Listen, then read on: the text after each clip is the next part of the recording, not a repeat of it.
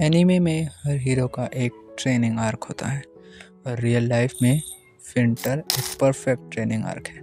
तो आज मैं बात करने जा रहा हूँ विंटर आर्क, एक ऐसा 90 डेज चैलेंज जिधर पर तुम अपने आप को मेंटली और फिजिकली प्रिपेयर करते हो आने वाले नए साल के लिए। तो ये जो 90 दिन होते हैं ये इतने ज़्यादा इम्पोर्टेंट होते हैं कि अगर तुम कंसिस्टेंटली इन 90 डेज़ बिना स्किप करे ट्रेन कर लो अपने आप को फिज़िकली और मेंटली भी, तो आने वाला जो तुम्हारा नया साल होगा 2026 वो इतना ज़्यादा बेहतरीन बन चुका होगा। तुम अपने माँ बाप को खुश कर पाओगे और अपनी खुशी भी इंजॉय कर पाओगे, इस चीज़ की मैं गारंटी देता हूँ। तो चलो आइए शुरू करते हैं विंटर आर्क को। तो सबसे पहली चीज़, डिसिप्लिन एंड कोल्ड। ठंड में उठना सबसे मुश्किल लगता है, इसलिए जो बंदा विंटर में उठ जाता है उसके अंदर डिसिप्लिन ऑटोमेटिक बिल्ड हो जाता है। क्योंकि अगर तू विंटर में कर सकता है तो तू हर सीज़न में कर सकता है। देखो, ठंड में बेसिकली उठना काफ़ी ज़्यादा टफ रहता है। रज़ाई में पड़े रहो, ठंडी ठंडी हवा चलती है एंड रज़ाई हटा के उठ के छत पे जाना, वॉक करना काफ़ी टफ होता है। कोशिश करनी है कि तुम सुबह 5 बजे उठो, लेकिन अगर तुम एक दिन 5 बजे नहीं उठ पाते हो तो इट्स ओके, तुम 6 बजे भी उठ सकते हो। मतलब ट्राई तो यही करो कि मॉर्निंग में 5 बजे उठो, क्योंकि भाई विंटर के टाइम पर तो भाई सूरज भी 7 बजे निकलता है, तो तुम 6 बजे भी उठ जाओगे तो बहुत बड़ी प्रॉब्लम नहीं है। बट क्या है कि विंटर्स में डेज छोटे होते हैं और रात लंबी, तो तुम जितना जल्दी उठोगे तुम्हें उतना ज़्यादा टाइम मिलेगा अपने वर्क को कंप्लीट करने का। तो नाउ अब मैं बताता हूँ स्टेप बाय स्टेप पूरा शेड्यूल कि तुम्हें पूरे दिन भर में करना क्या क्या है। सबसे पहले तुम्हें 5 बजे उठना है, और अगर तुम नहीं उठ पाते हो तो इट्स ओके, ट्राई करो 6 बजे तक तो उठ ही जाओ। 6 मैक्स है, 6 से नीचे मत उठना। 7 या 7:30 बजे वो तो कॉमन हो जाता है, उस टाइम सभी उठ जाते हैं। क्योंकि जो विंटर में 5 बजे उठ गया समझ लो उसकी विल पावर अनमैच्ड है, वो और लोगों से 10 कदम पहले ही आगे आ चुका है। क्योंकि विंटर्स में जिसका कभी मन नहीं करता वो बंदा उठ रहा है, तो ये काफ़ी ज़्यादा अच्छा बात है और बहुत अच्छा सेल्फ इम्प्रूवमेंट है। तो नाउ तुम्हें 5 बजे उठना है एंड देन छत पर जाना है अपने टेरेस में, या अगर तुम्हारे पे गली है तो तुम्हें गली में ही टहलना है, रनिंग करनी है। और अगर तुम्हारे पे बाइसाइकिल है तो सबसे बेस्ट है अपनी साइकिल उठाओ एंड निकल जाओ एक लंबे टूर पे, कम से कम 4 या 5 किलोमीटर, एंड देन घूम के वापस आ जाओ। That's it. बट अगर तुम रनिंग भी नहीं कर सकते और साइकिलिंग भी नहीं कर सकते सो इट्स ओके, तुम अपनी जस्ट टेरेस पे जाओ, ठंडी ठंडी हवा लो, आनंद लो और मेडिटेशन करो। 5 मिनट्स मैक्स है। मैं मानता हूँ स्टार्टिंग में मेडिटेशन करते हैं आँख बंद करते टाइम बहुत सारे ख्याल आते हैं, मेरे साथ भी होता है ऐसा, एंड हर बंदे के साथ होता है जो कि मेडिटेशन स्टार्ट करता है। तो वो मेडिटेशन मान ही नहीं जाती, क्योंकि मेडिटेशन होता है अपने दिमाग को काम, शांत और एक जगह केंद्रित रखना। 10-10 तरीके की बातें दिमाग में आती है तो वो मेडिटेशन नहीं कहलाया जाता। तो इस चीज़ पे तुम्हें टाइम लगेगा कम वर्क करने में, 2-3 वीक्स। जब तुम रेगुलरली इस चीज़ पे काम करोगे तो ये चीज़ डेफिनेटली वर्क करेगी।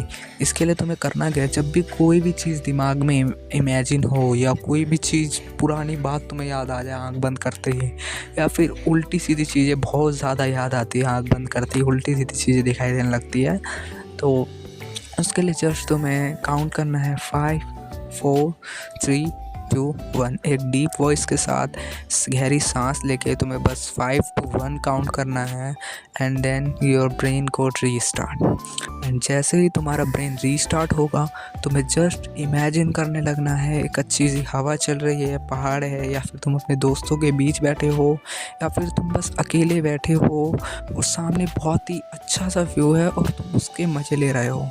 देन तुम्हें मेडिटेशन करने के बाद डेली सुबह 50 पुशअप्स लगाने हैं, ठीक है। 50 पुशअप्स। अगर तुम पुशअप्स में अच्छे हो, मीन्स अगर तुम एक सेट में 20 to 25 पुशअप्स ईजी मार लेते हो देन तुम्हें 100 पुशअप्स लगाने हैं। बट अगर तुम पुशअप्स में वीक हो, जैसे 5 या 6 ही पुशअप्स मार पाते हो, तो 50 तो 50 to 40 पुशअप्स तुम्हें डेली मारने हैं। एंड मैं एक सेट में नहीं कह रहा हूँ, अलग अलग सेट, तुम्हें चाहे 10 सेट लगे या 15 सेट लगे 50 या 40 करने में, बट तुम्हें करने हैं, जिससे तुम्हारा जो शरीर है वो बहुत ज़्यादा वार्म अप हो जाएगा। एंड तुम्हारे शरीर में एक अलग ही एनर्जी दौड़ेगी कि बस अब तो कुछ करना ही है, अब तगड़ा सा।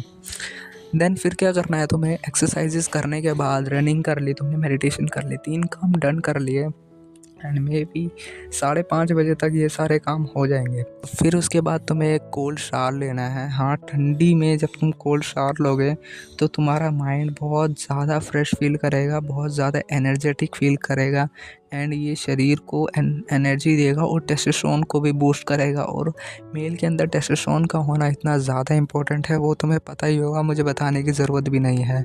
खैर, बहुत से लोग समझने लग जाते हैं टेस्टोस्टेरोन बस उन्हीं सब के काम आता है। नहीं ब्रो, उन सब के भी काम आता है, बट ज़्यादा से ज़्यादा टेस्टोस्टेरोन हमारे शरीर को एनर्जी प्रोवाइड करने में भी काम आता है, क्योंकि टेस्टोस्टेरोन से हमारा स्टेमिना बिल्ड होता है एंड बहुत सी चीज़ें होती है। चलो अब बात करते हैं आगे। कोल्ड शावर तुम्हें लेना है एंड तुम्हें बर्फ़ डालने की उसमें कोई ज़रूरत नहीं है। विंटर्स में वैसे ही बहुत ज़्यादा ठंडा पानी हो जाता है, बट हाँ, अगर तुम कोई समर वाले मतलब ऐसे एरिया में रहते हो जहाँ पे विंटर्स काफ़ी ज़्यादा लेट पड़ता है, जैसे मैं अपने दिल्ली का ही बता दूँ, इधर पे विंटर्स बहुत लेट पड़ता है, नवंबर के टाइम पे आई थिंक सो।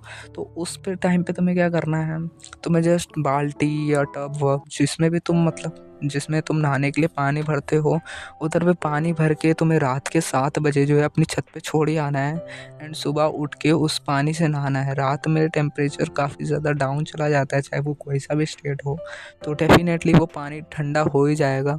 उसको तुम किसी कपड़े से या ढक्कन से ढक देना, जिससे कीड़े मकोड़े या मिट्टी ना जाए उसमें, तो काफ़ी ज़्यादा अच्छा होगा। ले तो भाई टंकी का पानी वैसे भी ठंडा हो ही जाता है, लेकिन ना हो तो ऐसा कर लेना आप।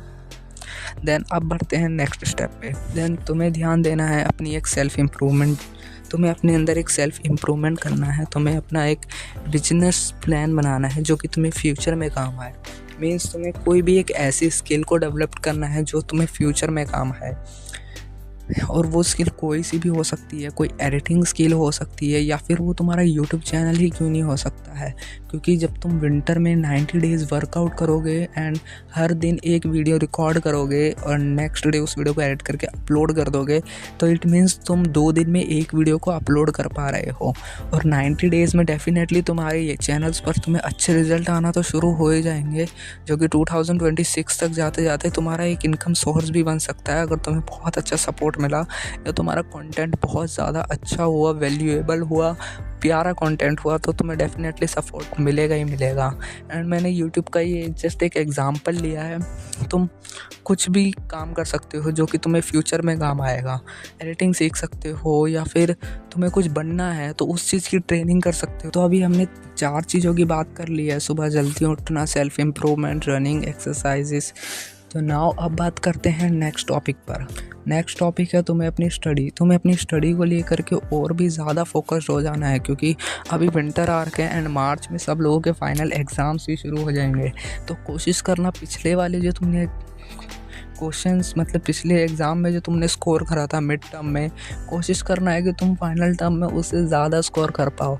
तुम्हें ये नहीं सोचना है कि मेरे को फर्स्ट आना है या फिर मेरे को इस बंदे से आगे जाना है। नहीं भाई, हो सकता है उस बंदे के फाइनल टर्म में उतने मार्क्स आए जितने तुम्हारे मिड टर्म में भी नहीं आए थे, तो इसका मतलब है कि तुमने उस बंदे को तो बीट कर दिया, लेकिन तुम डाउनफॉल में भी तो जा रहे हो, क्योंकि तुम्हारे मिड टर्म से कम आए हैं।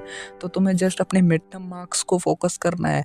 जो तुम्हारे मिड टर्म में मार्क्स आए हैं, तुम्हें बस उससे ज़्यादा लाने की कोशिश करनी है। तुम्हें बहुत ज़्यादा नहीं लाने हैं कि मुझे फर्स्ट ही आना है। नहीं भाई, अपने माइंड को इतना प्रेशर मत दो, ठीक है भाई। कोई कंपलसरी नहीं है फर्स्ट आना। फर्स्ट आ करके भी कुछ बंदे हैं जो बहुत कुछ नहीं कर पाते हैं। कामयाब बस वही होते हैं जिनके पास अच्छी नॉलेज और अच्छी विल पावर होती है। तो जस्ट तुम्हें विल पावर बिल्ड करनी है, और जो बंदा अपने आप से जीत गया उसको और किसी से जीतने की ज़रूरत ही नहीं है। तुम मिड टर्म में तुम्हारे 50 आए हैं, इस बार तुम 70 लाओ, मतलब तुम अपने आप से जीत गए। और जो इंसान अपने आप से जीत जाता है वो दुनिया से ऑटोमेटिकली जीत जाता है, वो दुनिया से 100 कदम आगे रहता है। तो तुम्हें दूसरों से नहीं जीतना है भाई, तुम्हें अपने आप से जीतना देखना है, तुम्हें ये नहीं देखना है फर्स्ट कौन आया, सेकंड कौन आया या मेरे पीछे कौन है। तुम्हें बस ये देखना है कि मैं अपने आप से ज़्यादा स्कोर कर रहा हूँ या नहीं, मैं अपने आप को बेटर कर रहा हूँ या नहीं, या फिर मेरा बस डाउनफॉल ही होता जा रहा है। मतलब जस्ट सोचो, जो तुम्हारे दोस्त है, तुम्हारे कभी कभी मम्मी पापा भी कह देते होंगे कि क्या कर रहा है, मुझे नहीं लगता ये कभी कुछ ज़िंदगी में कर पाएगा। उनके वर्ड्स को नज़रअंदाज मत करो, उनके वर्ड्स को फोकस करो। उन्होंने मेरे को ऐसा क्यों कहा, उन्होंने मेरे अंदर ऐसा क्या देखा, उन्हें अपने बेटे पे ही भरोसा नहीं है। क्यों भाई उनके भरोसे, उनकी बात को झूठा ठहराओ कि नहीं पापा आपने गलत कहा था, नहीं मम्मी आपने गलत कहा था, मैं कर सकता हूँ और मैं करके दिखाऊंगा। ठीक है भाई, हर इन सब चीज़ों को ऐसे मत लिया करो, अरे छोड़ो ना यार, पापा का तो काम है, मम्मी का तो काम है डांटना बोलना। नहीं ब्रो, टेक इट सीरियस। ठीक है भाई, बस इतना ही कहना चाहूँगा मैं। एंड स्क्रीन पे एक टू डू लिस्ट आ रही होगी जो तुम्हें विंटर आर्क, तो तुम इसको अभी से ही स्टार्ट करना शुरू कर दो। 1 अक्टूबर का तुम्हें वेट ही नहीं करना है। अभी जो तारीख है, जिस तारीख को तुम देख रहे हो, उसी तारीख से स्टार्ट कर दो। हो सकता है तुम 1 तारीख के बाद देख रहे हो, इट्स ओके, तो अभी भी तुम्हारे पास टाइम है। तुम अभी भी विंटर आर्क को स्टार्ट कर सकते हो। ये कोई कंपलसरी नहीं है कि विंटर में ही करना है, तुम चाहे तो उस आर्क को समर में भी ट्राई कर सकते हो। बट विंटर में मैंने तुम्हें बता दिया कि माइंड काफ़ी ज़्यादा फ्रेश होता है, इसलिए हमें विंटर में ये सब चीज़ें करनी चाहिए। एंड विंटर में डाइजेस्टिव इशू भी बहुत ज़्यादा कम हो जाते हैं। और लिख देना start winter arc from, end date डाल देना जिस डेट को तुम विंटर आर्क स्टार्ट कर रहे हो। मैं देखना चाहता हूँ कि लोग कितना ज़्यादा पहले से विंटर आर्क स्टार्ट कर रहे हैं या फिर कितने दिनों बाद लोग विंटर आर्क स्टार्ट कर रहे हैं। एंड आप सबको हैप्पी दशहरा। एडवांस में शायद मैं ये वीडियो दशहरे से पहले ही डाल दूंगा, क्योंकि विंटर आर्क तो 1 तारीख को स्टार्ट हो जाएगा, तो मैं ट्राई करूँगा दशहरे से पहले डालने का। एंड आप सभी को हैप्पी दशहरा। Good bye.